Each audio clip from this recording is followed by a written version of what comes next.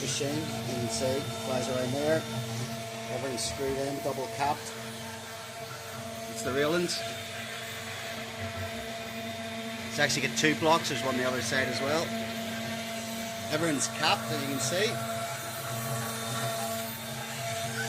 There's a cap around the back as well, this is for capping. Everything's covered. All the stepper motors are covered. There's the other on the other side. I've also got limit switch on it. Came with. There's one there. There's one right here. Well, there you go. It's covered in shite, but anyway, that's it down there. And there's one under there for the Z axis. Anyway, that's a 2.2 spindle. That's the company. All good. I have had no issues whatsoever with it.